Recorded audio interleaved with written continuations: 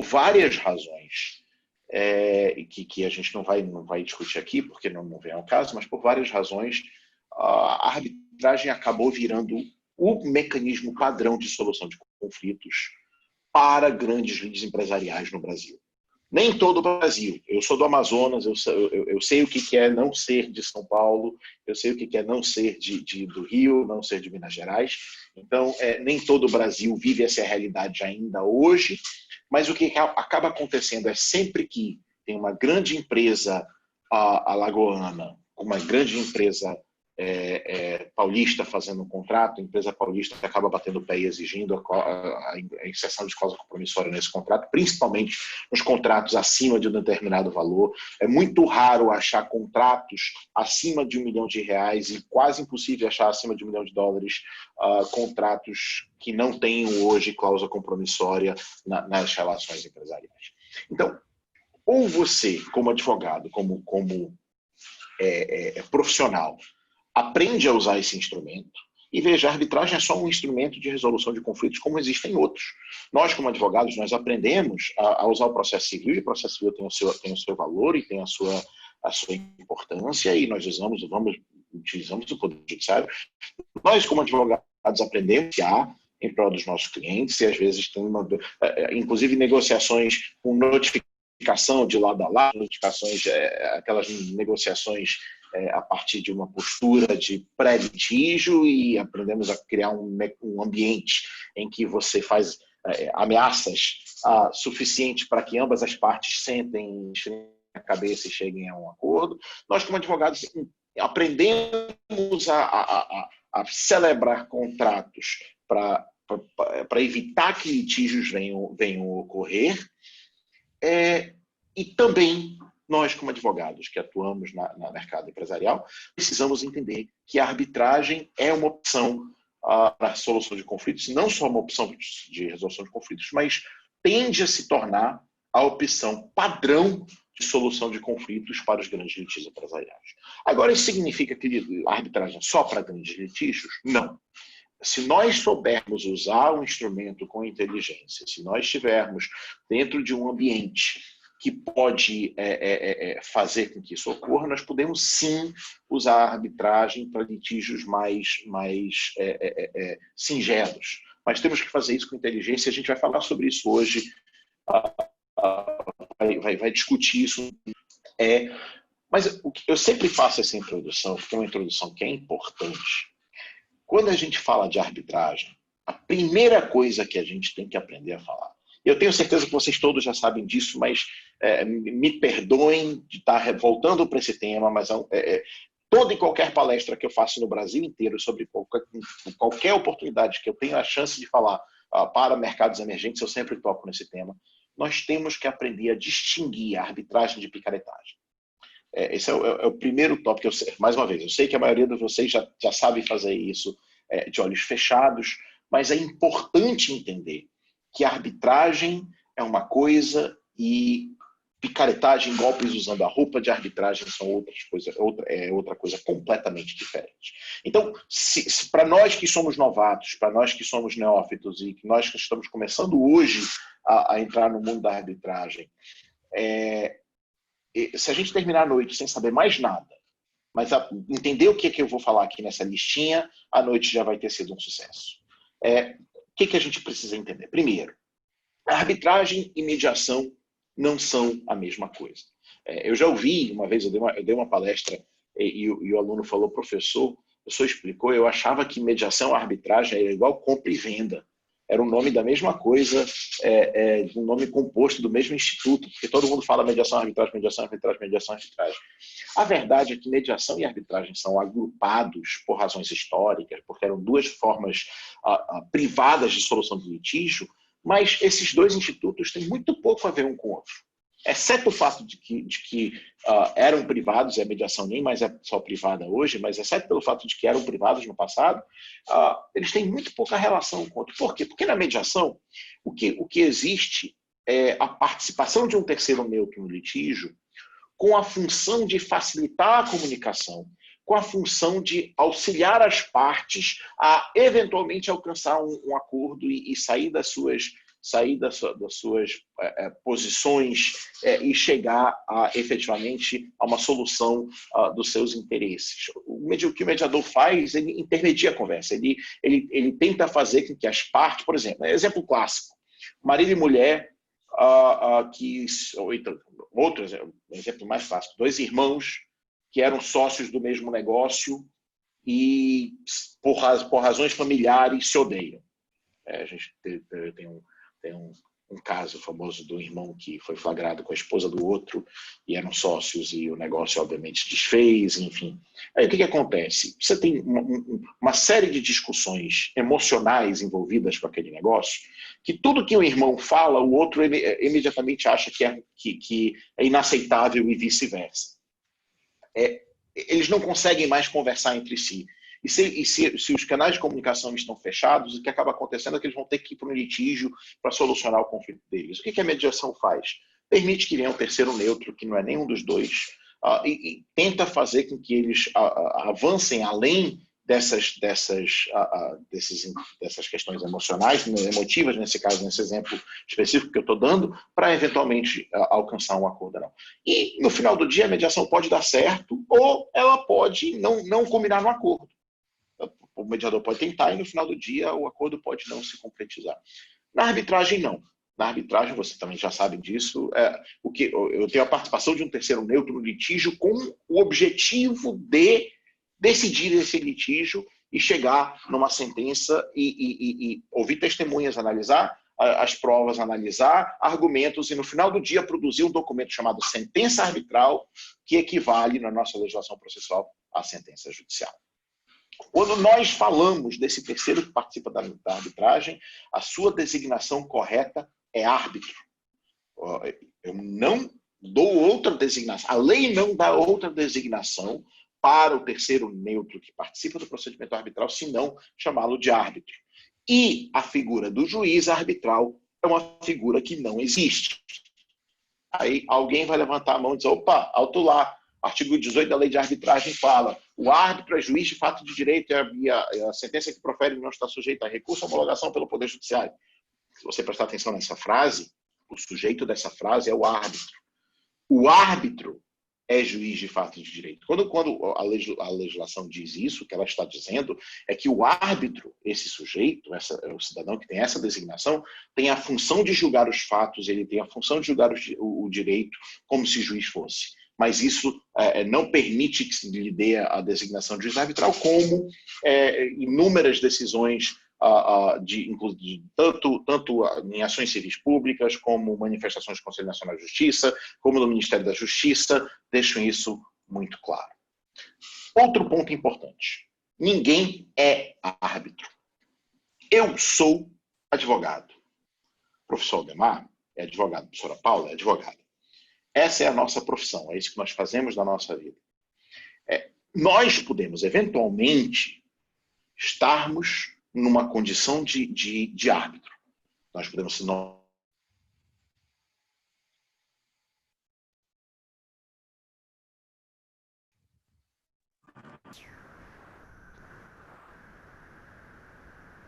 Ficou mudo. Vocês estão me ouvindo? Agora sim. Agora voltou. Agora voltou, perdão. Enfim, então, ser árbitro é uma investidura temporária, que começa a existir no momento que o cidadão é nomeado para um determinado litígio e deixa de existir no momento que ele profere a sentença arbitral. Então, ninguém é árbitro. Você pode estar árbitro para aquele litígio, para aquelas partes, temporariamente até proferir a sentença arbitral, mas isso não é uma condição permanente de ninguém. E como não é uma condição permanente, não existe uma categoria profissional de árbitros. Advogado é advogado, essa é a profissão do professor, do Dr. Aldemar. Ele é advogado, ele tem uma carteira dada pela Ordem dos Advogados do Brasil, porque essa é a sua profissão. Árbitro não. O árbitro é uma investidura temporária que é exercida eventualmente por alguém nomeado para um litígio específico e que vai deixar de existir com o proferimento da sentença arbitral. Então, ninguém é permanentemente árbitro.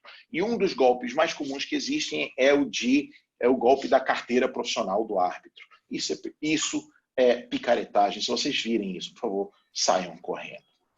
E por último, ainda nesses pontos introdutórios... Doutor Daniel, diga. Licença só, já que podem ser feitas Por favor. interferências. Por favor. Chegou já que são aspectos práticos da arbitragem, Sim. Final do ano passado, uma pessoa, eu até tinha comentado, que apareceu dizendo que existia essa carteira de árbitro e que alguns conselhos de árbitros davam essa carteira. Eu disse, gente, como é que pode existir um conselho de árbitro e ainda ter essas carteiras com brasão, sabe? Tem muito por aí, né? Rapaz, a criatividade humana para inventar golpe, para enganar os outros, ela é sem fim.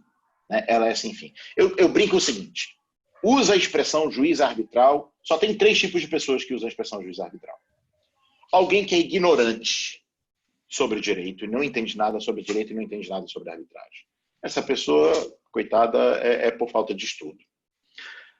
O golpista que quer aplicar o golpe a alguém e está tentando enganar alguém, está tentando vender um golpe. Ou 3, coitado da vítima, do golpista que caiu no seu conto. Infelizmente, a gente vê, isso é combatido, mas a gente fica enxugando esse gelo, porque combate num dia, no outro dia aparece outro grupo fazendo a mesma coisa, e é por isso que eu tirei aqui 15 minutos do tempo que a gente tinha para poder falar sobre isso, porque é importante toda vez falar aqui, deixar claro, não existe juiz arbitral, árbitro não é profissão, não existe carteira de juiz arbitral, tribunal arbitral é uma instituição, não é a instituição administradora do procedimento arbitral, o tribunal arbitral é o nome que a lei dá para um colegiado temporário de 3 ou mais árbitros que se forma para decidir no litígio e deixa de existir quando o litígio é proferido. Não é o nome de um local físico. Tribunal arbitral não tem endereço, ele não tem telefone, ele não tem placa na porta. Isso é uma deturpação de um conceito da lei. Mas eu não quero perder mais muito tempo com isso, porque eu tenho certeza que para as pessoas com quem eu estou falando já têm essa noção, então eu quero só passar por cima de algumas práticas idôneas travestidas de arbitragem para a gente começar a falar, sim, dos aspectos mais pragmáticos da arbitragem que eu queria abordar. Todos esses pontos que eu vou listar são pontos que algumas pessoas, normalmente tentando se aproveitar de outros, tentando aplicar golpes em outras, utilizam, e se você identificar alguma dessas, pode sair correndo ou pode denunciar, porque isso é um golpe que está sendo perpetrado. O que são algumas dessas práticas idôneas? O uso da expressão juiz arbitral, juiz mediador, juiz judicial, qualquer coisa que dê a entender que o árbitro seja, de alguma forma, juiz. A emissão de carteira profissional de árbitro similar. Isso é uma... Inclusive, já teve gente que foi presa, porque essa carteira ela é ideologicamente falsa. O cara se apresenta como juiz arbitral, teve um cara que tão enganado que ele foi dar uma carteirada de juiz arbitral na delegacia. O delegado recolheu ele ali mesmo e deixou ele preso porque ele estava usando um documento que efetivamente não era um documento legítimo. A adoção no nome da instituição de arbitragem, de expressão como tribunal, juizado, ou qualquer outra que transmita uma impressão falsa de que aquilo é uma instituição ligada ao Poder Judiciário, alguma instituição oficial, de alguma forma. Normalmente, as instituições de arbitragem têm o nome de Câmara, Centro de Arbitragem, Tribunal, como eu disse. A lei define o que é Tribunal de Arbitragem. É o colegiado temporário de 3 ou mais árbitros, constituído para decidir um específico litígio e que deixa de existir no momento que esse litígio é decidido. Então, não existe nenhum lugar perene que tenha a placa tribunal na porta, ou juizado, algo do gênero. Uso de brasão oficial ou de brasão similar ao oficial que possa transmitir a falsa impressão de que o órgão seja um órgão oficial, algum órgão ligado ao Poder Judiciário. A promoção do curso de formação de árbitro. Crianças, deixa eu dizer uma coisa para vocês. Nenhum curso do planeta vai transformar você em árbitro. Se virar árbitro eu falo isso para meus alunos, é mais difícil do que virar juiz de direito. Por quê? Para virar juiz de direito, você precisa fazer uma coisa na sua vida. Você precisa sentar sua bunda na cadeira e você precisa estudar. Você precisa estudar para passar no vestibular de direito. Depois de ter feito o vestibular de direito, você tem que estudar para passar no exame de ordem. Depois de ter feito o exame de ordem, você tem que estudar para passar no concurso da magistratura. Pronto. Você faz isso, você vai virar juiz. É só isso que você precisa fazer. Para ser nomeado árbitro, você precisa de algo mais importante do que isso, mais difícil de conquistar, que é o respeito e a confiança do mercado. É a confiança dos seus pares. O fato de eu poder dizer, olha, doutor Aldemar é um cara que eu respeito, que eu sei que vai tratar de forma ética as partes que estão envolvidas no litígio, que eu sei que vai tratar de forma técnica o litígio, é algo que ele conquistou, não estudando também, mas tendo uma história de vida que permite transmitir essa confiança para os seus pares que estão no mercado. Então, você pode fazer os cursos que você quiser no mundo. Os cursos podem lhe formar em arbitragem. Você pode criar, você pode ter uma formação em arbitragem. Você pode se tornar um arbitralista, um teórico em arbitragem. Mas para virar árbitro, ou as partes diretamente, ou indiretamente, por intermédio da instituição de arbitragem, vão ter que olhar para você e dizer: eu reconheço nessa pessoa uma história de vida que permite transmitir a confiança que o mercado precisa para fazer parte dessa função privada judicante.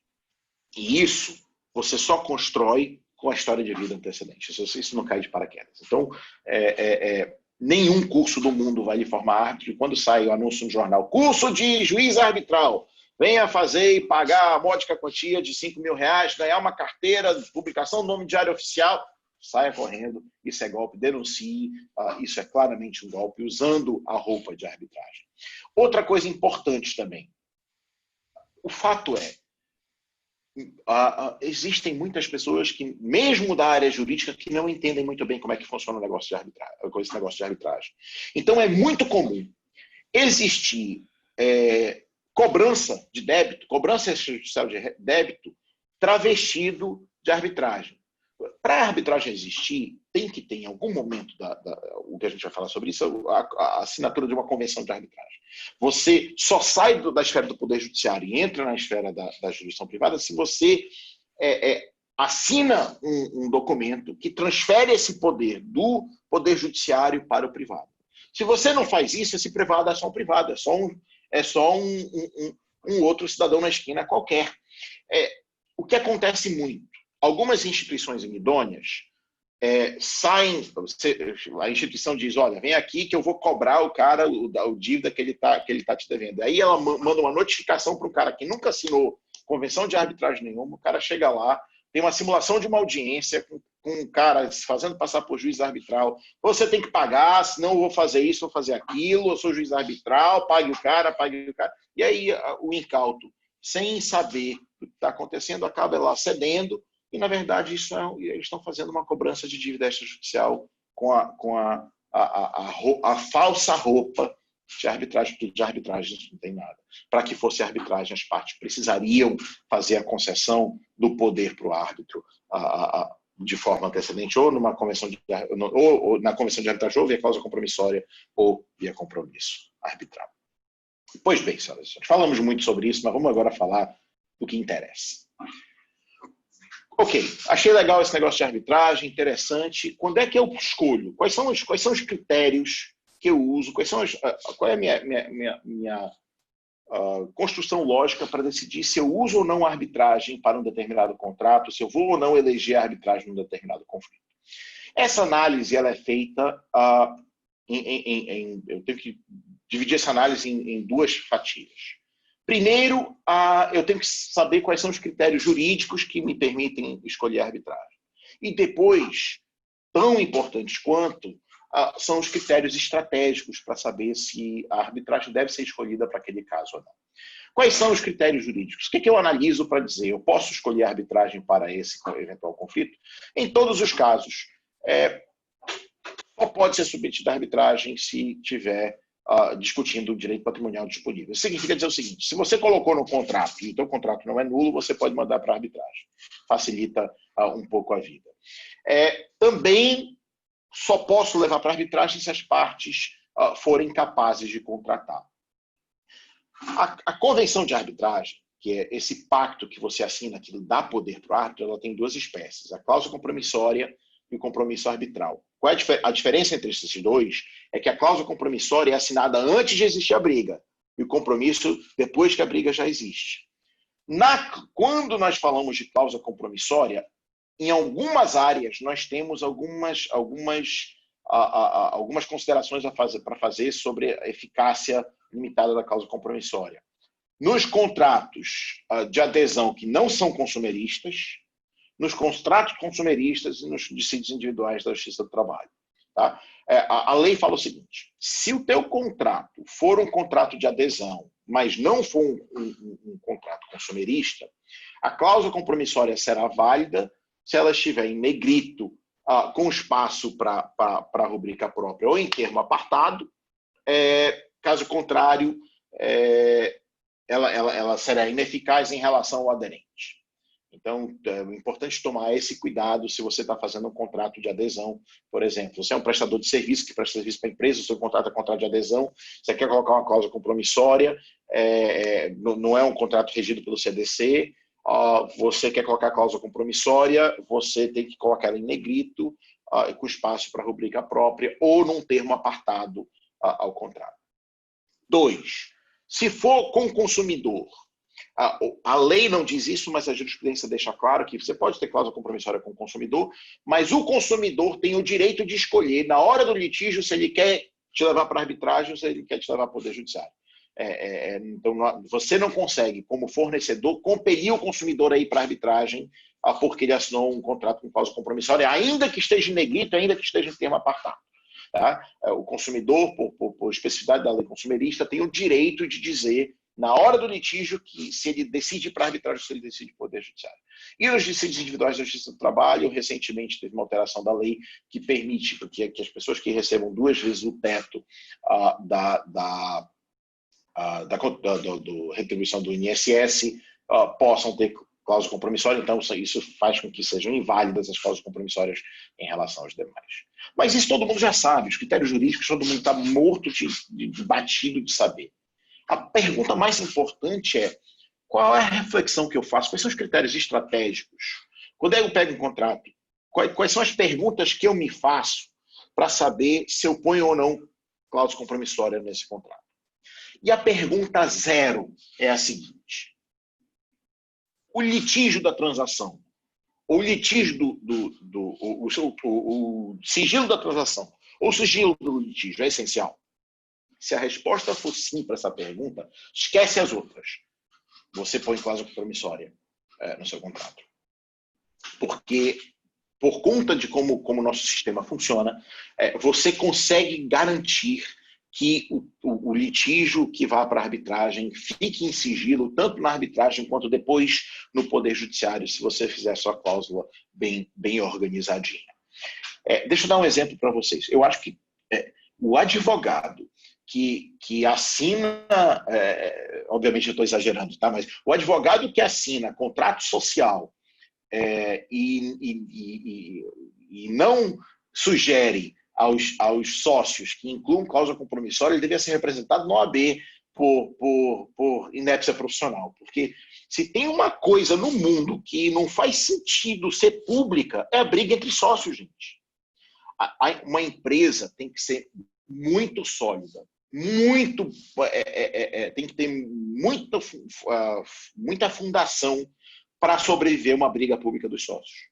Porque quando os sócios estão brigando publicamente, os empregados sabem que os sócios estão brigando, os fornecedores sabem que os sócios estão brigando, e mais importante, os clientes sabem que os sócios estão brigando. Você confiaria, você quer construir um imóvel e você sabe que os sócios dessa empresa estão tendo um conflito entre si, você confiaria em construir um imóvel com essa empresa? Não, você sairia correndo para outra. Então, o que acaba acontecendo é, quando você não tem cláusula compromissória nos seus contratos sociais ou nos seus atos constitutivos, os sócios têm que tomar uma decisão, normalmente, grande parte das vezes ele tem que tomar uma decisão. Se eles querem matar a galinha dos ovos de ouro ou se eles querem abrir mão de brigar pelo que eles acham que é certo. Porque se o litígio for público, você não consegue fazer as duas coisas. Você não, eu sei que eu estou certo, mas se eu brigar com o meu sócio agora, o negócio morre. Então, eu prefiro que deixar ele me enganar do que brigar por isso, porque eu não quero matar o negócio que dá o meu sustento da minha família. Então, isso é só um exemplo, existem vários outros em que o sigilo é essencial, e sendo essencial o sigilo, a cláusula compromissória tem que ser incluída no contrato de qualquer forma. Digamos que o sigilo não seja essencial. Então, você começa a fazer uma outra análise. Quem são as partes? As partes são pessoas jurídicas, são pessoas físicas, são partes sofisticadas, são partes que mais simples, são partes bem relacionadas localmente, são partes que não são bem relacionadas localmente. Então, refletir sobre quem são as partes e se a arbitragem faz sentido para essas partes ou não é uma reflexão importante. Por exemplo, às vezes um contrato entre duas pessoas físicas que assim, de pouca sofisticação, não faz sentido colocar arbitragem. Eu acho que é mais complicado do que deixar a cláusula de foro. Agora, do outro lado, eu tenho duas pessoas jurídicas sofisticadas que estão acostumadas com grandes negócios, etc. Aí faz mais sentido pensar na cláusula compromissória. Mas mais importante do que isso, qual é o valor do potencial litígio? A gente vai ver já, é a próxima discussão que a gente vai ter, a questão de custo da arbitragem e saber escolher a câmara de arbitragem, saber escolher a câmara de arbitragem correta. Se você tem um litígio que potencialmente é muito pequeno, você faz um contrato, você pensa, o litígio que vai nascer desse contrato, no máximo, vai ser uns 20 mil reais.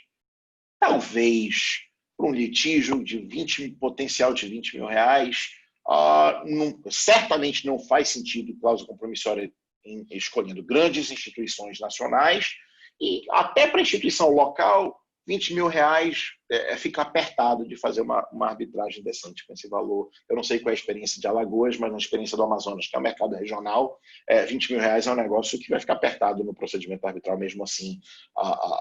Então, se o potencial valor do litígio do contrato for grande, aí você tende em prol da arbitragem. Se for pequeno, se for muito pequeno, aí a arbitragem talvez não seja uma opção para aquele caso. Outra pergunta importante.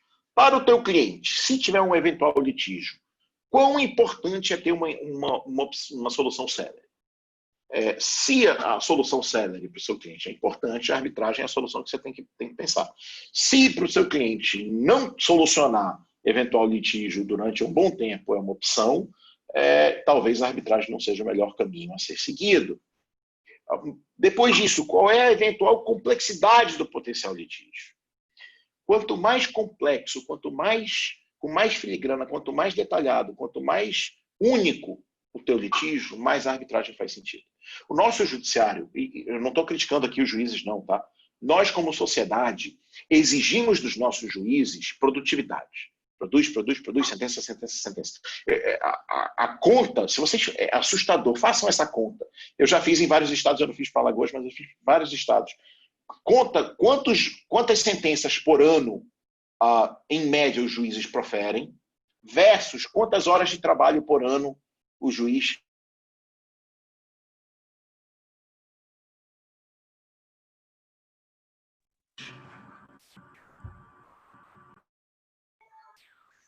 Tá sem áudio. Agora ficou sem áudio mesmo. Tá sem áudio. Voltou? Agora voltou. É a segunda vez que eu fico sem áudio, gente. Deixa eu ver o que está acontecendo aqui. Mas, enfim, esse número é assustador. Em vários estados eu já fiz essa estatística. Eu pego a quantidade de sentenças proferidas por juiz, em média, nós existem números do CNJ, e vejo quantas horas o juiz trabalha, da hora que o fórum abre até a hora que o fórum fecha. E, tradicionalmente, o número é mais ou menos 1 hora, em média, que o juiz tem por sentença. Mas quando você pensa, não é 1 hora por sentença, né? 1 hora por processo, porque cada sentença é um processo. E aí você faz a conta que em 1 hora o juiz tem que ler a petição inicial, decidir se ele vai deferir a liminar ou não, deferir a liminar, ler a contestação, ler a réplica, sanear o processo, fazer audiência, ler os memoriais, refletir sobre a melhor sentença e redigir a sentença. Ele faz isso em 1 hora, em média, por cada processo, porque senão ele não bate os números que o CNJ exige deles. Então, assim, nós exigimos dos juízes que eles se portem como magistrados de fast food, linha de produção. A McDonald's tem que produzir sentença, sentença, sentença, sentença. Então, nós não podemos criticar os juízes quando você tem uma coisa que foge disso e complica a vida deles. Então, se você tem o caso de dano moral por inclusão no Serasa indevida, já tem modelo no computador, isso o juiz faz rápido. O caso de corte de água indevido, corte de luz indevido, o juiz tem modelo no computador. O caso de acidente de trânsito, já tem alguns modelinhos no computador. O caso de busca e apreensão de veículo que não foi pago, tem modelo. Agora, o caso de investimento, de debênture conversível em ações classe A, num gatilho de um evento de liquidação, esse não tem modelo. Então, esse aí, ele sai da linha de produção, ele sai da... E o juiz vai ter que focar naquilo de uma forma diferente de que ele focaria nos demais. E ele não tem tempo, porque ele tem 1 hora por processo em média. Se ele dedicar 5 horas para esse processo, ele vai tirar 5 horas dos outros processos que ele tem. Se ele dedicar 10, ele vai tirar 10. Então, quanto mais complexo o litígio, mais a arbitragem faz sentido. Quanto mais complexo o contrato, quanto mais complexo o negócio, quanto mais especializado, você está fazendo um negócio, um grande investimento no hospital, com compra de equipamento e serviço, cara, começa a chegar no nível de especificidade de mercado que começa a fazer mais sentido a arbitragem do que o Poder Judiciário. E mais importante, tem algum motivo especial para você evitar o Poder Judiciário local? Por exemplo, você está fazendo um contrato com alguém que é irmão do presidente do Tribunal de Justiça do determinado estado. Não que ele vá fazer nada de forma ilegítima, mas se puder, evite. Né? Se puder, evite, principalmente se o seu negócio estiver em jogo, se abriga. Então, pensar nesses aspectos. Mas, por último, e essa eu acho que é a reflexão mais importante porque uma das razões pela quais a arbitragem tem sido tão importante em contratos empresariais. O teu cliente está disposto a cumprir fielmente o contrato e exigir que a outra parte faça o mesmo. Ou seja, o teu cliente está disposto a ter a conduta dele na execução do contrato analisada por alguém que é do mercado, por centenas de horas, com uma lupa, detalhadamente, para poder sair do outro lado e dizer você estava certo. É isso que ele quer cumprir o contrato e ele quer que o contrato seja cumprido do jeito que ele foi feito. Se for esse o caso, a arbitragem acaba sendo a solução melhor. E aí, o que acaba sendo a causa compromissória no contrato empresarial? É uma sinalização para o outro lado, dizendo, ei, eu estou disposto a ter a minha conduta analisada por centenas de horas por um especialista do mercado se nós viermos a brigar no futuro. Você está disposto a fazer exatamente a mesma coisa? Então, acaba sendo a causa compromissória nos grandes contratos empresariais uma sinalização bilateral de boa-fé de que aquele contrato pretende ser cumprido por ambas as partes. Quando uma diz, eu quero causa compromissória, diz, não, quero ir para o Poder Judiciário. Em alguns mercados, isso imediatamente levanta bandeiras vermelhas. E a próxima pergunta na negociação que acontece é, mas por quê? Porque a primeira coisa que o cara que está tentando fazer é entender qual é a lógica, qual é o racional por trás dessa negativa de incluir causa compromissória no contrato. Pois bem. Próximo ponto. E aqui isso é absolutamente essencial. Você decidiu que você fez a análise, você decidiu que quer colocar cláusula compromissória. A próxima pergunta que você tem que se fazer é qual é a instituição que eu vou eleger para ser a administradora do conflito nesse caso. E, gente, a eleição da instituição administradora do procedimento arbitral leva em consideração vários fatores. Mas o primeiro, o fator zero, é custo. Nós temos no Brasil, eu estava conversando com a professora Paula mais cedo, no Brasil nós temos um fenômeno que é muito brasileiro, dessa multiplicidade de câmaras. Né? Tem países, tem uma só Câmara de Arbitragem no país inteiro, e aquela é a Câmara de Arbitragem do país e PT Saudações. Nós temos essa divisão, né? Nós temos só de grandes câmaras nós temos umas 10 no Brasil, e mais muitas e muitas câmaras regionais. A primeira análise que você tem que fazer é qual é a câmara, qual é o tamanho do litígio e qual é a câmara que é compatível com o tamanho do seu litígio. A Câncer-CBC é a maior e mais antiga instituição de arbitragem do Brasil. Hoje, ela fez 41 ou 42 anos de idade, se não me engano. Nasceu em 79, 41 anos de idade. A Câncer-CBC, o serviço dela é fenomenal, a qualidade do serviço é muito bom, é uma câmara boa, ela só tem um pequeno probleminha. O menor custo que você vai ter na Câncer-CBC, menor, vai ser R$200 mil de honorários e custas arbitrais.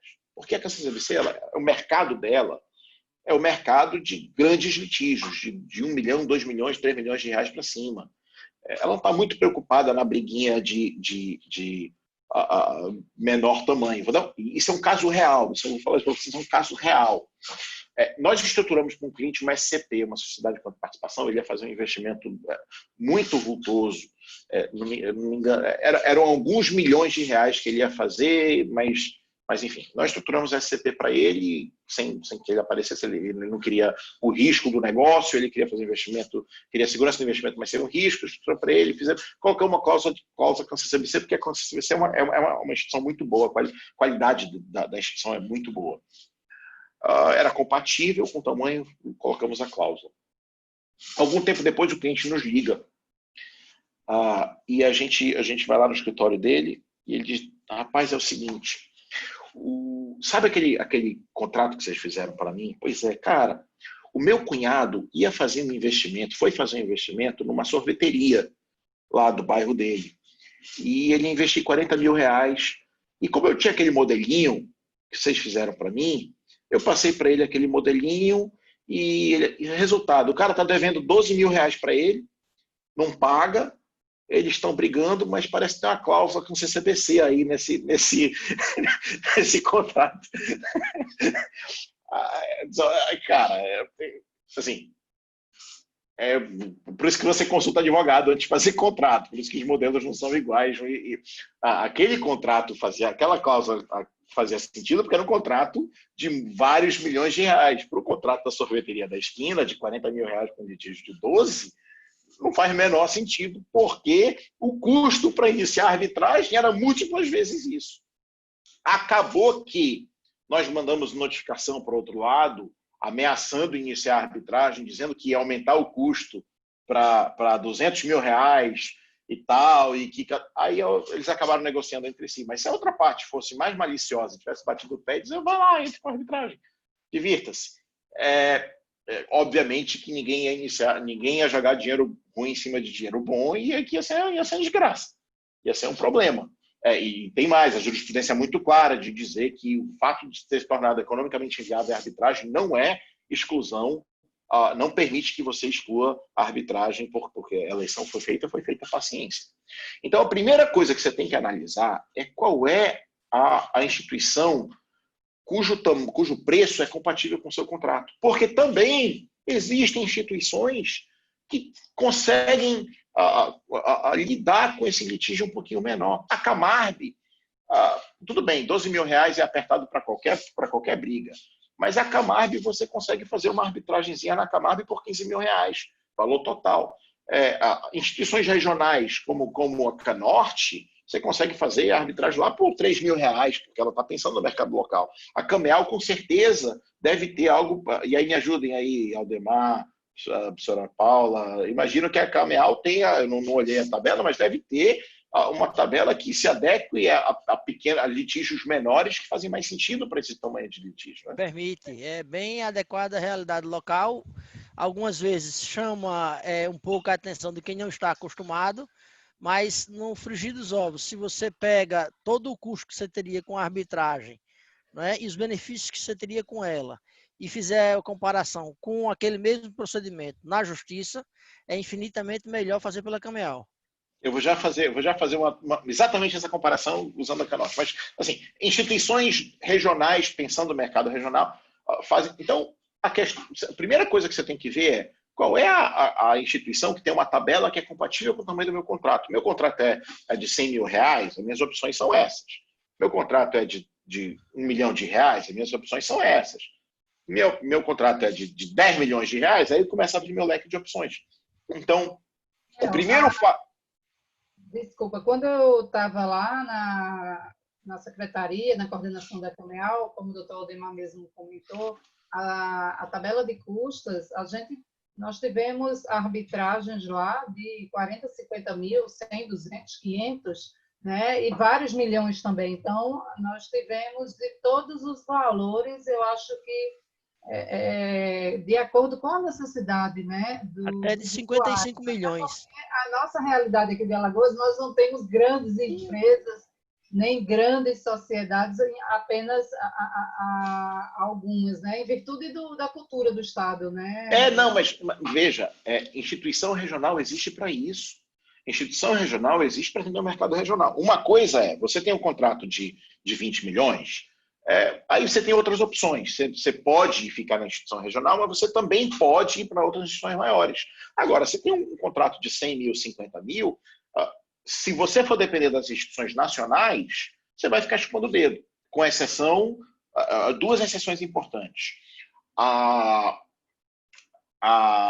Camarb tem uma tabela mais enxuta que permite fazer a arbitragem. Salvo engano, a última vez que eu vi era tipo R$15 mil o menor custo da Camarb. Então, assim, fica apertado para 50, mas não vai morrer ninguém de pagar 15 por uma briga de 50, enfim. E a Camarb é uma instituição que olha o Brasil para dentro, inclusive tem em Recife, tem sede em Recife aí perto de vocês, ela está entrando, tem Brasília, começou em Minas, mas hoje tem São Paulo, Rio, Brasília, Recife, e está indo para dentro do Brasil, que eu acho muito legal que ela esteja fazendo isso.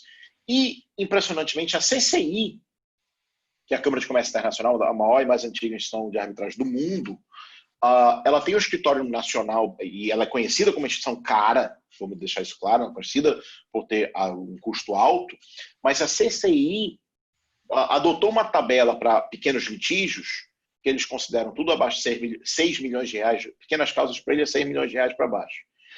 E está muito competitiva para pequenas causas. Dá para você fazer uma arbitragem CCI na tabela atual de 100 mil reais, de 150 mil reais, usando a arbitragem expedita deles, usando os descontos da arbitragem expedita. Então, mas olhe, porque isso pode mudar. Se você usar o escritório brasileiro em reais na arbitragem expedita, você consegue fazer arbitragens menores com a CCI também.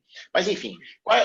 Mas, Daniel, só um adendo para o pessoal entender como é eficaz. A Paula participou, a gente trabalhar na Cameal, o valor de uma arbitragem de 55 milhões de reais.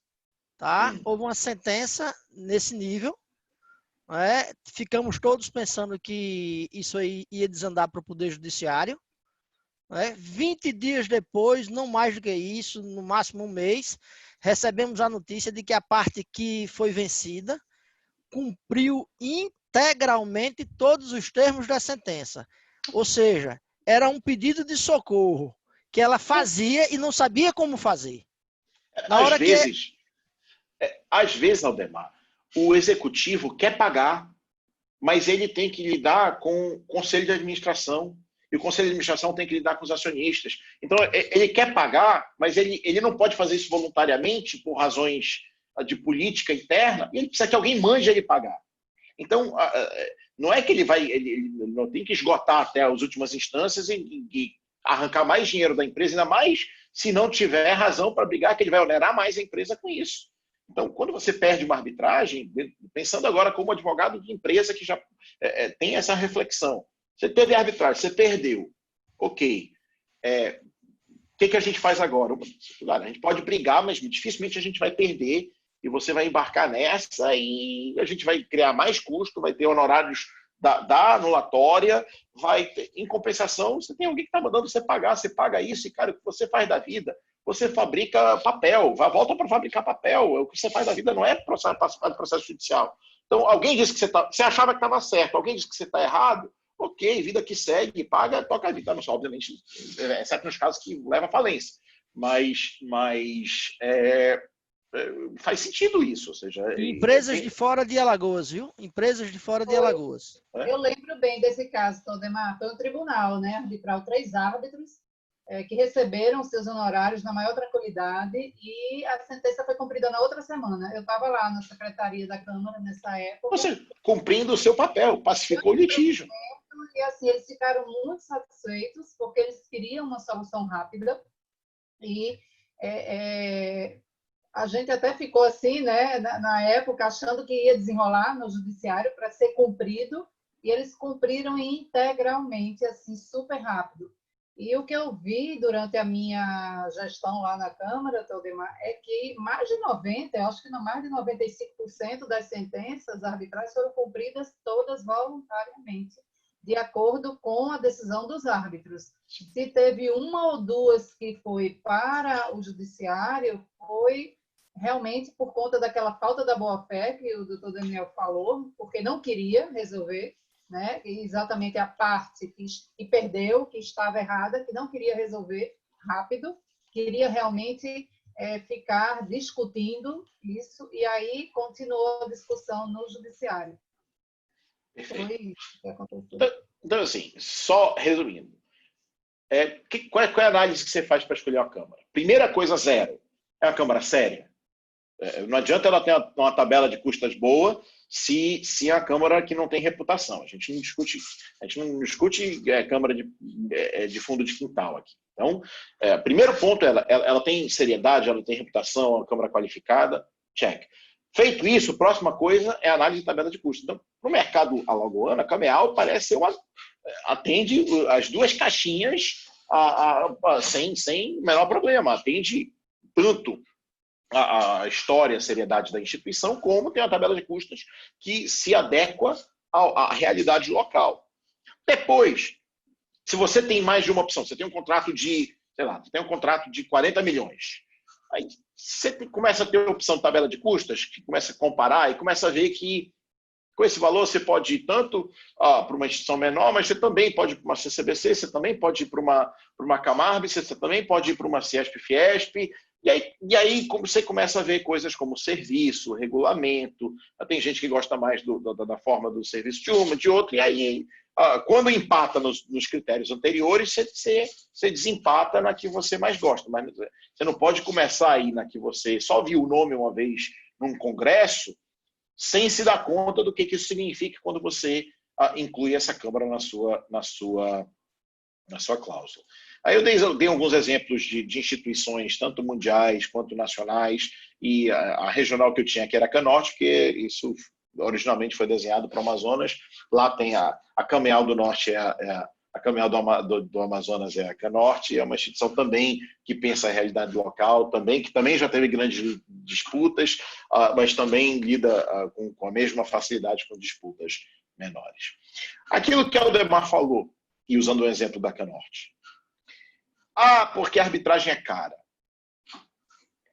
Na verdade, não é que a arbitragem é cara. O que acontece na arbitragem é que você antecipa o custo antes do litígio, ao passo que no judiciário você fica com um custo escondido dentro do litígio até o momento que a bomba estoura. Isso não significa que a arbitragem seja mais cara. Eu fiz essa tabela aqui comparando um pedido de R$1 milhão. E isso é o pior cenário possível, tá? 3 árbitros, que ninguém recomenda 3 árbitros para R$1 milhão, causa para árbitro único. Mas eu pego o pedido de R$1 milhão, tanto na arbitragem quanto no Poder Judiciário aqui no Amazonas. O que pagaria de custas e honorários de um lado para 3 árbitros? Poderia ser mais barato isso aqui, tá? Porque podia ser árbitro único, mas vamos trabalhar com o pior cenário. E quanto é que você pagaria de custas no Poder Judiciário? Quanto é que duraria esse procedimento? Em média, 1 ano e meio versus 7 anos, isso são os tempos médios dos 2 procedimentos. Qual é o tamanho sem correção monetária, tá? Só com juros desse pedidos e custas depois dessa diferença de tempo. A gente está falando dos dois estão na mesma moeda. Um vai para 1.300 e outro vai para 2.942. E aí você adiciona os honorários, que no caso do Poder Judiciário eu coloquei começa 15%, e da arbitragem, um ressarcimento contratual dos honorários do vencedor. Final da história. Na arbitragem, em 1 ano e meio depois, você vai ter um custo, o perdedor vai ter um custo total de 1,5 milhão, ao passo que no Poder Judiciário, esse mesmo perdedor vai pagar 3.384. Só que para o ganhador, ele só vai receber esse dinheiro daqui a 7 anos no Poder Judiciário. Então, é ruim para o perdedor, que na hora de pagar vai pagar mais. É ruim para o ganhador, que na hora de ganhar, o Poder Judiciário, a demora do Poder Judiciário. Porque na hora de ganhar, pode ser que a empresa do outro lado tenha falido, pode ser que ele mesmo tenha falido, pode ser que não ter acesso a esse dinheiro nesse período tenha sido desastroso para o negócio dele. Então, o que a arbitragem faz, a grande diferença aqui, o custo do Poder Judiciário está na saída. E o custo da arbitragem está na entrada. Você tem que pagar para brincar. Você não fica empurrando não fica empurrando o problema com a barriga. E não necessariamente, senhoras e senhores, isso é uma coisa ruim. Não necessariamente ter que meter a mão no bolso para começar a brigar seja algo que seja preocupante. Eu já vi isso, e alguém deveria escrever um doutorado sobre isso, fazer essa pesquisa, da diferença de efetividade contratual dos contratos que têm cláusula compromissória versus os que têm poder judiciário. Quantas e quantas vezes não foi um cliente no escritório dizer, cara, eu não aguento mais esses caras, eu quero começar a brigar. Beleza, vamos começar a brigar. Só para te avisar, para começar essa briga, tu tem uma cláusula com a CCBC aqui, então tu vai pagar aqui nos...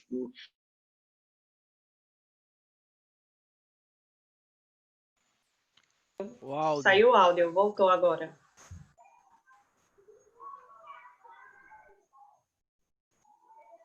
O fone está desconectando. Vocês estão ouvindo agora? Vocês estão me ouvindo agora? Sim. O fone está desconectando de vez em quando. Então, eu vou lembrar de ficar mexendo no volume, porque ele está desconectando do Bluetooth. O que eu estava falando? Me ajudem. Você estava falando do que não necessariamente... se não necessariamente é ruim. Quantas e quantas vezes o cara vai lá no escritório e diz, olha, eu não aguento mais esses caras, eu quero brigar. Perfeito. Então vamos lá. Você tem uma cláusula com a CCBC aqui e tal, te prepara aí para nos próximos 3, 4 meses, vai ter que fazer um desembolso de 150 mil reais para a gente começar essa briga. 150? Próximos 3 meses? Vou tentar de novo negociar com os caras lá. Aí ele volta, como ele tem a barreira para começar a brigar é alta, porque ele tem que fazer um investimento grande para começar a brigar, os caras fazem um esforço maior na resolução do conflito na fase pré-litígio. E é impressionante a diferença de patamar. Esse mesmo cara, num outro contrato que não tem cláusula compromissória, eu não aguento mais esse cara, entra logo com uma cautelar, faz alguma coisa, vai ser 4 dias depois você está com ação aforada na justiça. Porque a barreira para começar a brigar no Poder Judiciário é muito menor. É muito mais fácil você começar um litígio, é muito mais fácil você começar uma briga. Então, esse custo para sair da negociação e começar o litígio da arbitragem não necessariamente é uma coisa ruim. Gera uma barreira que faz com que os pequenos litígios, isso não seja... não seja diluído. Os pequenos litígios eles acabam sendo guardados para uma solução negocial, porque custa caro você começar a brigar, né, nessas condições, principalmente se você não tiver certeza que você está certo, se não tiver certeza que você acaba ganhando esse litígio. Então, enfim, na arbitragem você antecipa o custo, mas não necessariamente é mais caro do que o Poder Judiciário. E isso não necessariamente, antecipação de custo, não necessariamente é uma coisa ruim. Ok, senhoras e senhores? Próxima pergunta, também pragmática. Ok, já entendi, quero escolher a Cameal, quero fazer a arbitragem. Como é que eu faço isso? E aqui nós temos uma fonte sem fim dos nossos problemas, que é a redação da convenção de arbitragem. A convenção de arbitragem, se você olhar aqui numa anatomia de um procedimento arbitral, todo procedimento arbitral tem que começar em algum momento com uma convenção de arbitragem, que é o ato das partes que confere jurisdição aos árbitros. Depois disso, a arbitragem é instituída com a nomeação do tribunal, uma fase que não tem no Poder Judiciário. O procedimento arbitral é processado para dar o devido processo legal para as partes, e eu tenho, ao final disso, uma sentença arbitral que decide a demanda. A maioria dos casos, como a professora Paula e o professor Aldemar falaram, acabam aí, mas de vez em quando tem a necessidade de uma fase pós-arbitral, seja para anular a sentença, seja para executá-la. Mas vamos falar aqui da convenção especificamente, vamos voltar para falar da convenção. A convenção, essa construçãozinha que as partes fazem no seu negócio jurídico, que cria essa jangadinha no meio do mar, que tira elas da... Se elas não fizerem nada, se ficar por conta, se elas não se esforçarem, elas vão estar no meio da água. Elas têm que construir essa exceção e fazer essa pequena plataforma que tira aquele contrato, tira aquilo que está em cima da plataforma da jurisdição estatal para ir para o Poder Judiciário. O que é importante para escrever uma cláusula compromissória? Senhoras e senhores, vou falar sobre isso aqui um pouquinho e depois eu vou mandar vocês esquecerem tudo que eu falei, já explico por quê. Para escrever uma cláusula compromissória obrigatoriamente, você tem que dizer de forma inequívoca que você está escolhendo a arbitragem. Parece bobagem, mas é muito comum. Cláusula compromissória fala um milhão de coisas, mas não fala que o litígio será decidido por arbitragem, não fala que será decidido por sentença arbitral, às vezes nem usa a palavra arbitragem. Mais uma vez, parece bobagem, mas isso é importantíssimo que vocês façam. Aliás, curiosidade, vocês sabem qual foi a menor cláusula compromissória que já foi considerada válida pelas cortes na justiça internacional? Tinha lá, resolução de disputas, 2 pontos. Arbitragem, vírgula, Londres, ponto. Essa era a cláusula, arbitragem, vírgula, CCI Londres, ponto. Essa era a cláusula na íntegra. Resolução de disputas, 2 pontos. Arbitragem, vírgula, CCI Londres, ponto. Essa cláusula na íntegra é a menor cláusula que foi considerada válida na jurisprudência internacional. Nós não precisamos fazer isso, mas o que a gente precisa dizer, o que essa cláusula dizia é resolução de disputas, arbitragem. Dizia de forma muito clara que se elegia a arbitragem para a solução daquele conflito. Muito importante, e a gente não vai falar aqui sobre ad hoc, e até por falta de tempo, não vai falar sobre a arbitragem ad hoc e a arbitragem institucional, mas é muito importante que vocês tenham uma instituição administradora do conflito. A pior coisa que vocês podem fazer no planeta, é escolher uma cláusula ter uma cláusula de arbitragem que não indique uma autoridade nomeadora. A gente está simplificando porque não necessariamente a autoridade nomeadora e instituição de arbitragem são a mesma coisa, mas para o nosso exercício vamos dizer que sejam.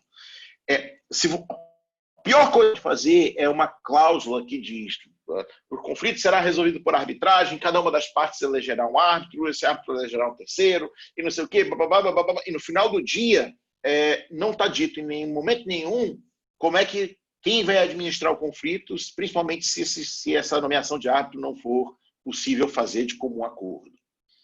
E aí você cai no inferno, que é a ação do artigo 7º. O que é a ação do artigo 7º? Se você coloca no seu contrato que você vai fazer arbitragem, mas você não diz quem é responsável pela escolha do árbitro, caso as partes não tenham condições de fazê-lo, você colocou uma cláusula no seu contrato para fugir do Poder Judiciário e você vai ter que ir para o Poder Judiciário para poder iniciar a sua arbitragem. Você tem que entrar com uma ação para completar a sua cláusula de arbitragem. E aí o juiz normalmente não tem costume de ver essa ação vai ser tramitada meio que bagunçada junto com o resto, até ele entender o que está acontecendo. Resultado, você vai passar um bom tempo na justiça brigando até o juiz decidir quem é que vai ser o teu árbitro ou a instituição administradora do seu conflito. Então, para os fins do nosso exercício aqui, absolutamente essencial que vocês escolham uma instituição de arbitragem para administrar o conflito de vocês. Então, olha a cláusula, tem que dizer claramente que a escolha por arbitragem. Tem que escolher uma instituição para administrar o conflito. No caso da CAMEAL, CAMARB, CCBC, CIESP-FIESP, CCI, tanto faz, dependendo daquilo que a gente processou lá atrás. E eu tenho que deixar bem claro o que está sujeito à arbitragem, basicamente as questões relativas a esse contrato, os conflitos decorrentes ou relacionados ao presente contrato. Por favor, não façam isso. O pessoal gosta de inventar a roda sem pensar no que vai acontecer lá na frente. Não façam o que a doutrina chama de depeçage, de cortar em peças o litígio e dizer, olha, as questões relativas às cláusulas 7ª e 8ª do contrato serão resolvidas por arbitragem. Todos os demais conflitos serão resolvidos no Poder Judiciário. Cara, isso é uma receita para você passar 5 anos brigando só para saber se aquela questão que está em discussão tem que ser resolvida no Poder Judiciário ou tem que ser resolvida na arbitragem.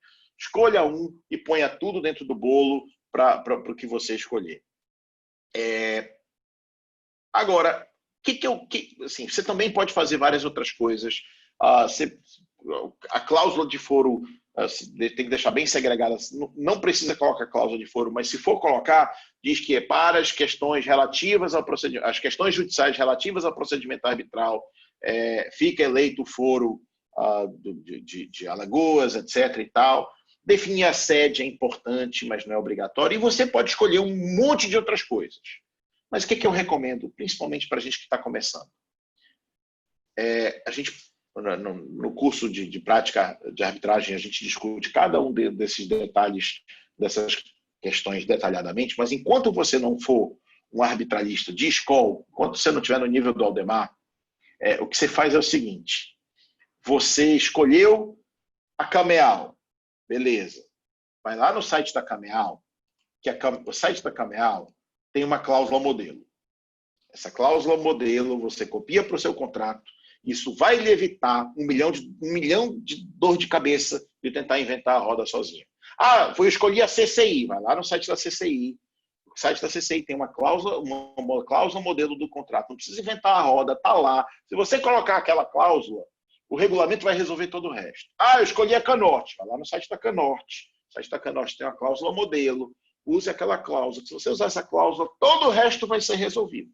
Então, do ponto de vista, a dica pragmática para quem está começando, tendo feito a opção por arbitragem, tendo escolhido a instituição e tendo feito a pesquisa da instituição que faz mais sentido, não tente inventar a roda na hora de escrever a cláusula compromissória, porque as coisas que parecem ótimas ideias de fazer isso, na hora de escrever a cláusula compromissória, no mundo real, às vezes se transformam num inferno para as partes. Então, faça o seguinte: vá lá no site da instituição que você escolheu, bata na porta deles, abre o site, olhe o que eles têm lá de cláusula modelo e copie isso para o seu contrato sem mudar muita coisa. Daniel, eu tenho uma dúvida a respeito da cláusula arbitral, principalmente da cheia, né? Como convencer um cliente, que a maioria dos clientes, né, não entendem muito bem de contrato, quanto mais de cláusula arbitral, né? E meio que assusta também, né? Quando a gente diz que tem um contrato e tem uma cláusula arbitral. Então, como convencer esse cliente a assinar essa cláusula arbitral cheia, né? Primeiro que a cláusula arbitral vazia, você tem que sempre convencer o seu cliente a não assinar. Vamos começar por aí. Se a cláusula arbitral for vazia, é melhor ter cláusula de foro do que a cláusula vazia. Só para deixar claro, o que é cláusula vazia? É a cláusula que não indica qual é a instituição de arbitragem. Assim, deixa eu ser técnico, abrir aqui um parênteses, tá? A cláusula vazia não é que não tem instituição de arbitragem. cláusula vazia é a cláusula que não estabelece o mecanismo de nomeação dos árbitros se as partes falharem nisso. Então, é possível fazer, tecnicamente, uma cláusula de arbitragem com uma entidade nomeadora que não é a instituição de arbitragem que vai administrar o conflito.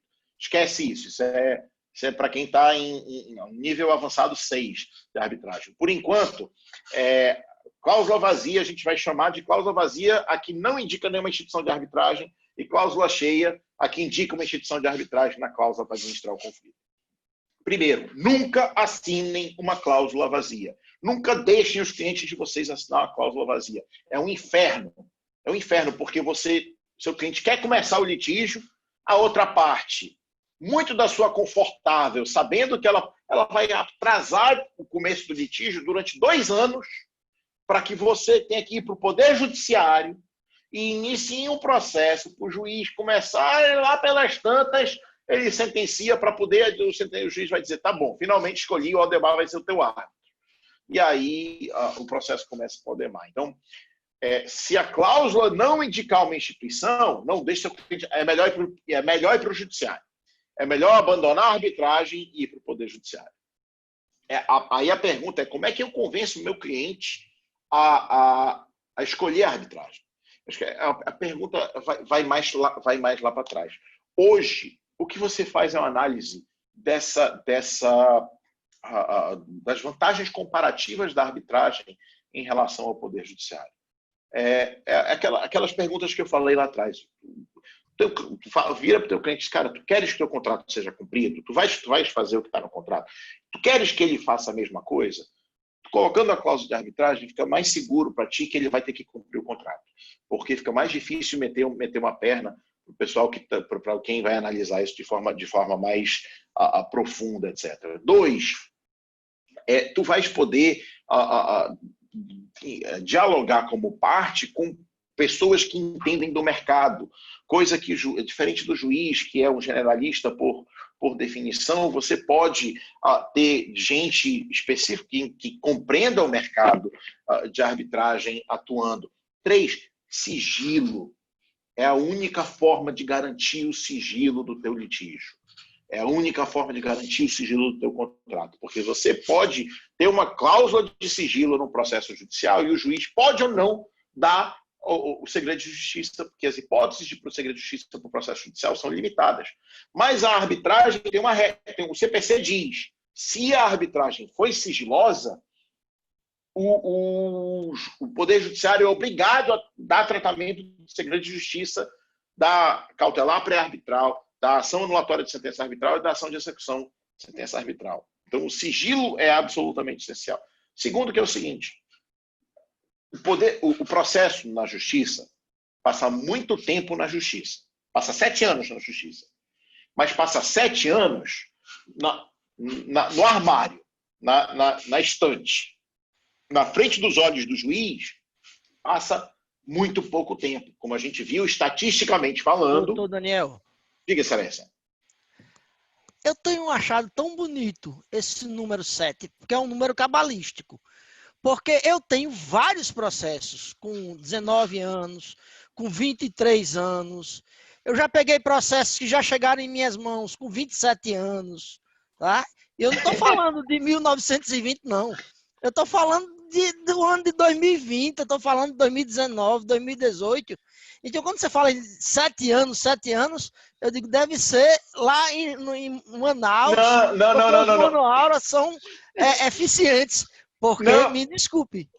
Não, esses 7 anos, você pega na justiça em números do CNJ, ele dá o tempo médio. Só que você tem que lembrar o seguinte, 7 anos é o tempo médio. Sabe a busca e apreensão que o banco entra para pegar o veículo do cara que não pagou e que 4 meses depois de entrar com a busca e apreensão está sentenciado? Que o cara é revel, não sei o quê. Isso entra nas estatísticas 4 meses. Para que esse processo tenha 4 meses e a média seja 7, vai ter que ter outro com 13 anos. Não, e tem uma coisa interessante aí. Porque quando se falava que, na época que a gente anunciava lá no pelo Conselho Federal da OAB, né, que o número de ações estagnadas, paralisadas, né, ultrapassava os 105 milhões, depois, algum tempo depois, esse número caiu. Aí na época, houve uma explicação para essa eficiência, que foi o seguinte: processo sobrestado, ele não conta como um processo paralisado, se tivesse em tramitação. Ou seja, ele está acima do bem e do mal. Aí os números caíram para menos de 90 milhões. Rapaz, esse negócio de estatística, em algum estado do Brasil, eu não vou dizer qual, tem um juiz que, se você olha no andamento do processo dele, como é acompanhado eletronicamente, o processo concluído para o magistrado no dia 5 de abril, concluído para o magistrado 30 dias depois, concluído para o magistrado 30 dias depois, concluído para o magistrado... O processo ficava sendo reconcluso. Ele já estava concluído há um ano, mas no sistema era feita a nova conclusão do processo no sistema. Ele saía do juiz para ir para a secretaria para voltar só no sistema, mas aí, quando gerava o relatório, os processos que estavam com o magistrado, todos eficientes, há pouco tempo de conclusão e tal, papapô. Então, assim, estatística é isso, né? A gente pega a média, 7 anos, mas você tem razão. O que vai acontecer? Os processos complicados vão durar mais 7 anos. Eu digo que é 7 anos porque essa é a média. Mas, como eu te disse, para um processo de busca e apreensão de veículo por falta de pagamento, que é um processo que dura em um ano, quando muito, normalmente o cara é revel, toma o carro dele, não tem mais o que fazer, vão só atrás dos honorários depois, um ano morreu. Para que esse processo morra em um ano, tem que ter outro que vai morrer em 13 para poder chegar no número de 7 de média. Então, e aí os processos que normalmente iriam para a arbitragem, que são os mais complicados, esses, de fato, eles tendem a ficar na parte maior desse espectro. Gente, pelo tempo... A gente... são 8h27, né? Eu ainda perguntei aqui se... Perguntei não, eu coloquei que seria um momento de fazer perguntas, né? E quem quiser fazer alguma pergunta, eu já fiz acho que umas 2 ou 3. Quem quiser perguntar, estou vendo aqui a Ana da comissão, a doutora Ana Costa, a doutora Vanessa, estão presentes. Se quiserem perguntar, eu tenho várias perguntas. Vamos lá. Gostaria, Ana, de perguntar, fazer algum questionamento? Pode abrir o microfone, tá? Boa noite a todos. Boa noite. No momento, não. Faça as minhas perguntas. Eu vi que você está ansiosa e com muita vontade de perguntar. São muitas. Doutora Vanessa, gostaria de fazer alguma intervenção, alguma pergunta? Fique à vontade, gente. Estou vendo que tem aqui Andressa, Otávio, Lima, Henrique. Tem uma pergunta aqui no chat. Tem uma pergunta no chat aqui da Vanessa Faria Costa sobre a arbitragem tributária. Cara, isso está cada vez mais caminhando para ser uma realidade no Brasil. Tá? A posição do professor Marcelo Escobar, o professor Marcelo Escobar tem o doutorado dele em arbitragem tributária, e a posição dele hoje é que, sem alterar a lei, já seria possível fazer a arbitragem tributária, porque o crédito tributário é direito patrimonial disponível da União, e ele faz toda a construção para explicar isso. Obviamente que, por mais que tecnicamente seja fácil concordar com ele, também nós temos que lembrar que nós vivemos num país de Ministério Público e Tribunal de Contas e órgãos de controle e Assembleia Legislativa e Câmara de Vereadores, enfim. Que torna mais difícil para os administradores inovarem nesse sentido sem uma autorização legislativa específica. Mas essa autorização legislativa parece que está vindo. né? Tanto que a gente começa a ver um desenvolvimento que hoje tem a Associação Brasileira de Arbitragem Tributária, os caras criaram uma associação, esse é o tipo de coisa que começa a mostrar que no horizonte isso está por vir. E digo o seguinte, o primeiro gestor que iniciar a arbitragem tributária vai morrer de nadar no dinheiro para a administração pública. Explico por quê. Se você parar para pensar, o prefeito de uma grande cidade como Manaus, a prefeitura de uma grande cidade tem uma quantidade razoável de créditos tributários em litígio. Esse crédito tributário em litígio é depositado judicialmente. Aí o que acontece? O dinheiro não está nem na mão do contribuinte, que teve que depositar o dinheiro, teve que imobilizar o dinheiro dele, e não tá na mão do fisco. Esse dinheiro está lá numa conta judicial, ajudando a engordar o resultado da conta judicial. Só isso. Quando você faz... E aí esse dinheiro fica lá preso por muito tempo, porque o contencioso tributário é um contencioso que demora. Se você começa a fazer a arbitragem tributária de uma parcela significativa desses créditos, digamos que você pegue 30% desses créditos e submeta à arbitragem tributária, e digamos que o fisco ganhe metade e perca metade. O que vai acontecer? Do dia para a noite, o gestor vai ter acesso a 15% de todos os depósitos judiciais tributários que ele não viria nem depois do mandato dele acabar. Porque eu vou tirar aquele dinheiro de estar congelado. Ele vai ou para o fisco ou para o contribuinte. E o fisco vai ter acesso a esse valor de forma para poder trabalhar. Ou seja, vai ser um dinheiro que não estava a perder de vista e, de repente, ele se torna disponível para a administração pública. Agora, por que isso seria renúncia de receita? Respondendo mais uma vez ainda a Vanessa. Isso não é renúncia de receita. Você está submetendo alguém à decisão de que se aquele tributo é devido ou não é devido. Essa decisão tomada por alguém que, lembre-se, age como juiz dos fatos e juiz do direito, age como se juiz fosse que profere um título executivo judicial. Portanto, não tem receita nenhuma sendo renunciada. Simplesmente alguém está decidindo se aquele pleito de receita da administração faz sentido, e se o pleito do administrado, do contribuinte, de que aquela receita é indevida, faz sentido. Então, a questão não é renúncia. A grande discussão é a disponibilidade desses créditos, se isso é um direito patrimonial disponível. Mas, mais uma vez, recomendo a leitura do livro do professor Marcelo Escobar, que, para mim, não me deixa com dúvida assim, eu não tenho nenhuma dúvida que tecnicamente ele está certo. Da mesma forma que eu não tenho nenhuma dúvida que ninguém no Brasil vai ter coragem de implementar a solução dele sem ter uma lei específica autorizando, porque senão é Ministério Público, Tribunal de Contas, tudo em cima do coitado do administrador público.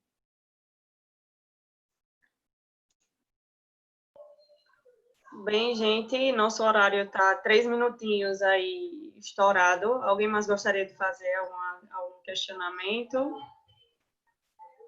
Mas ninguém. Sim. Mas fora isso, é cumprimento de sentença. Agora, é uma coisa que juízes de mercados novos erram muito. Eu não sei aí em Alagoas. Sim, ainda existe essa discussão se é extra ou se é judicial, né? Não tem discussão legal nenhuma. Não, legal não, que eu digo de entendimento de juiz. O que acaba acontecendo é que chega lá, a assessoria nunca viu aquilo, não foi dada pelo juiz aquela sentença, então, óbvio, ele trata como título executivo extrajudicial, estabelece os prazos de título executivo extrajudicial, cita a parte para embargar, pagar ou embargar, enfim. Mas isso é erro que vai ajustando ao longo do tempo. Né? Isso é erro que vai ajustando ao longo do tempo. Mas existem dados desse cumprimento de sentença, se é realmente cumprido pela parte? Rapaz, eu não sei se o SEBAR fez estudo nesse sentido ou não, mas a tendência proporcionalmente na arbitragem você vê muito mais o adimplemento voluntário do que no Poder Judiciário. Mas assim, é muito, muito maior a proporção de adimplemento voluntário na arbitragem do que no Poder Judiciário, eu acho. Eu arriscaria dizer.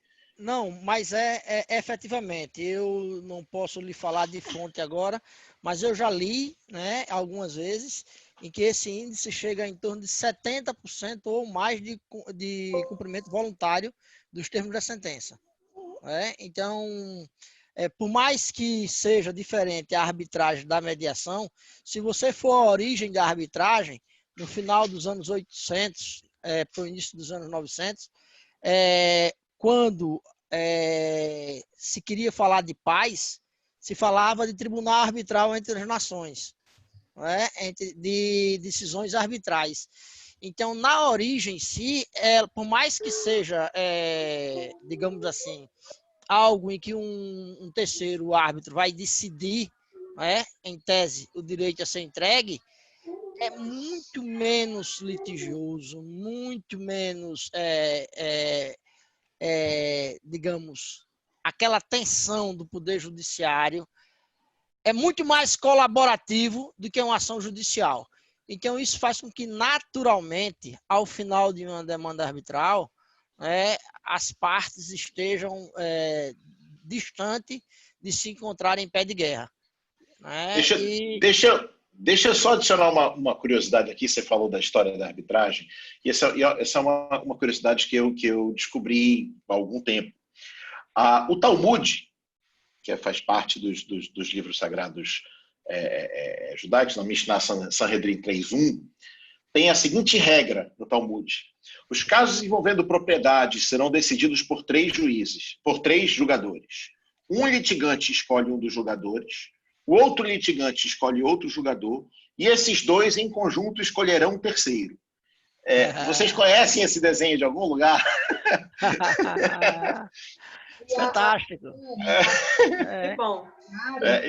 Tem aceitado bastante, né, todas as solicitações do árbitro para cumprimento, e também a respeito de tudo que vai para o judiciário.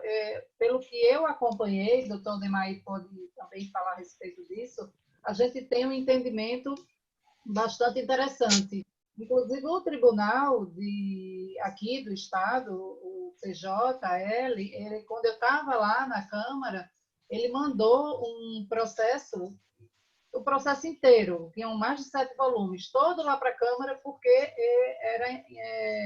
ele declinou a competência, porque tinha cláusula compromissória no contrato. Foi bastante interessante. Tanto essas questões, quanto também de cumprimento e de pedido. O que eu vi, eles têm realmente acertado. Eu não sei se houve alguma outra que o doutor Odemar pode falar, mas todas as experiências... Não, as experiências da gente, a tal da exceção de arbitragem, se não está na lei, está no papel, que a gente vai lá e explica e sustenta, e eles aceitam. Eu digo, olha, tem cláusula compromissória aí, Vossa Excelência não está, digamos assim, não é a pessoa mais indicada para decidir isso aí, senão vai ser redecidido. Né? Então, a gente tem tido êxito, sim, com isso. E interessante é que grandes empresas de fora de Alagoas, muitas vezes insistem, e aí é aquela sua observação, às vezes as empresas não têm interesse em ir para a arbitragem porque terão que cumprir o contrato rapidamente. Né? E aí, algumas vezes, elas insistem que não querem ir para a arbitragem, mas está lá a cláusula compromissória. Foi assinada, né? E não tem para onde correr. E eu tive também uma experiência, quando eu estava lá, que eu lembro bem, foi uma sentença que eu fiz, até a parte que ficou inconformada entrou pedindo a anulação da sentença, e como a sentença ela foi bastante bem organizada e formulada, o tribunal não anulou e disse que a sentença ela era perfeita, estava tudo ok. Então, assim, nos processos em que eu atuei e nos que eu assisti na Câmara, o judiciário ele tem agido de forma perfeita aqui em Alagoas. Mas isso é importantíssimo. O judiciário pode matar todo o esforço de desenvolver o mercado regional de arbitragem. Não adianta você ter comunidade, porque o que você precisa para o mercado regional de arbitragem? Você precisa de comunidade, você precisa de infraestrutura, e você precisa de comunidade, qualificação e infraestrutura. São as 3 coisas. Não adianta você ter uma comunidade que quer arbitragem, não adianta você ter uma comunidade qualificada, de gente que sabe o que está fazendo, não adianta você ter uma Câmara boa se o Poder Judiciário vai lá no final e joga areia em cima de tudo. O que vai acontecer? Você não vai fazer mais arbitragem nesse mercado. Se for um judiciário que fica anulando sentença arbitral, entrando no mérito, se fica desrespeitando o princípio da competência, se fica não sei o quê, lá pelas tantas, pessoas aqui, vamos fazer arbitragem, bora, mas aí não, tá? Bora levar lá para São Paulo, bora levar lá para... Porque lá a gente sabe que vai ser respeitado. Então, o papel do Poder Judiciário na arbitragem é não atrapalhar, é deixar a arbitragem se desenvolver e servir de apoio quando necessário, né? Ou seja, para as suas funções dentro da arbitragem. Não, e outra coisa, uma arbitragem que seja complexa, que demande muitas horas de trabalho, que tenha um volume de documentos que seja muito grande. Mesmo que o juiz quisesse, ele desanima depois de ver tanto trabalho bem feito ali, entendeu? Então, eu acho que ainda há muito a se fazer, mas muito já se foi feito e bem feito, e eu acho que devagarinho a gente vai incorporando essa cultura nos operadores de direito. 2 resistências fortes que nós encontrávamos no Poder Judiciário e nos operadores mais, digamos assim, não é mais velhos, mais tradicionais do direito, da classe dos advogados, porque não tiveram em seus bancos de aula nas universidades essas matérias, não aprenderam a falar sobre consenso, o litígio era o grande norte, né? Mas o mundo mudou e quem não se adaptar a esse novo mundo vai ficar à margem. Essa é a grande verdade. Professor Maurício Gon cita um desembargador que eu sempre esqueço o nome.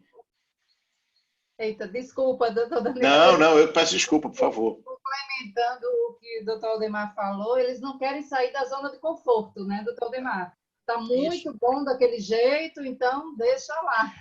O professor Maurício Gon sempre cita um desembargador, que eu não lembro o nome, que diz que nós fomos formados, deformados e conformados na beligerância das nossas instituições de ensino. Do dia que a gente entra para a faculdade até o dia que a gente sai, a gente aprende uma coisa: como é que eu peço em juízo. A gente é treinado para isso a vida inteira, ainda mais anos atrás. Hoje em dia ainda tem uma competiçãozinha de arbitragem aqui e acolá, hoje ainda tem uma matériazinha pelo menos o professor de processo fala de arbitragem de mediação e tudo, mas e também isso é muito comum. Quem tá ganhando com as regras do jogo do jeito que elas estão, não quer que o jogo mude, né? Então você tem bancas tradicionais que cavaram seu espaço sem ter arbitragem, é óbvio que vai ter uma resistência enorme dessas bancas tradicionais, porque elas estão ganhando já no jogo do jeito que está sendo jogado. Para elas não faz sentido ter que mudar a dinâmica de jogo e ter que se adaptar para uma estratégia que no mercado que ela não domina. Mas eu acredito, doutor Daniel, que o estado de Alagoas vai crescer muito a respeito disso. Não tem a menor dúvida. Quase todas as universidades aqui, elas têm a disciplina como obrigatória. Eu leciono em 2 ou 3 universidades já, e essa disciplina, né, de métodos consensuais, e tem uma, inclusive, que eu acho melhor do que todas, ela tem uma disciplina num semestre que é mediação e conciliação, e na outra só arbitragem, e aí, poxa, pense como é bom você ensinar disciplina só arbitragem, né? E aí, doutores, eu acho que vai andar. Queria agradecer muito a presença de todos vocês, agradecer aí a presença do doutor Daniel, que foi muito solícito, mandou um currículo desse tamanho. Eu disse: doutor Daniel, é um currículo breve. Ele mandou um negócio gigantesco. Eu disse: meu Deus!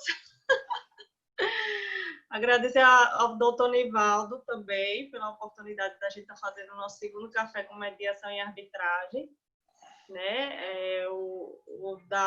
Do mês passado foi sobre mediação, Essa é a versão online, na verdade, esses cafés eram para acontecer de forma presencial, mas infelizmente com o cenário que a gente está passando, tem que ser na versão online. E agradecer a presença de todos, agradecer ao Dr. Marcos Melro também por dar apoio a gente, a estar realizando nossos eventos. E é isso, gente. Obrigada, viu?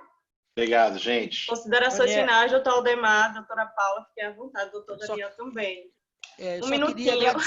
Eu só queria agradecer ao Daniel, tá? Pela lhaneza, pelo carinho com que atendeu o nosso convite. Eu não faço missa de corpo presente se eventualmente não houver motivo para tanto. A gente teve a oportunidade de conversar com um dos mais competentes profissionais do Brasil na área. Digo isso com muita tranquilidade, porque eu digo em qualquer canto, tá? Muitas vezes perguntavam onde era que a gente tinha grandes profissionais. Eu disse, em qualquer parte do Brasil, a gente pode conhecer grandes profissionais. Às vezes, o Rio, São Paulo e Minas, com todo respeito, porque a gente tem grandes amigos lá, aparecem muito mais. Mas tem em locais mais escondidos, pessoas extremamente capacitadas que representam o Brasil em qualquer fórum com muita boa performance. E a gente teve a oportunidade hoje, Daniel, de lhe ouvir e é extremamente interessante poder estar lhe ouvindo, mesmo quando se imagine que a gente já ouviu aquela história várias vezes, porque sempre nós encontramos algo diferente em velhas palavras, quando elas não são passadas de boa maneira, com tanto amor e carinho como você fez aqui. Aldemar, quero deixar bem claro para todo mundo que você é a paralaxe da amizade, que está afetando a objetividade do meu amigo Aldemar, mas eu fico muito honrado e de fato, o desenvolvimento da arbitragem, principalmente o desenvolvimento regional da arbitragem, é a minha grande causa profissional, de vida profissional. Eu tenho dedicado meu tempo voluntário, muito do meu tempo voluntário para isso, então é uma felicidade enorme ver os novos mercados se desenvolvendo e sempre que for necessário eu estou à inteira disposição do Aldemar, à inteira disposição de todos vocês, no pouco que eu puder contribuir. Paula, quer falar alguma coisa? Eu só quero agradecer ao doutor Daniel, à Ailane pela organização do evento, a nossa OAB, a diretoria das comissões, o doutor Marcos Melro, o nosso presidente, né, o meu presidente aqui, doutor Aldemar, e acompanho o voto. Tudo que ele falou, eu concordo e, né, para a gente finalizar esse nosso segundo café, tá, gente? Com vontade demais. Boa noite, então, a todos. Boa noite a todos. Até o próximo, gente. Tchau. Tchau.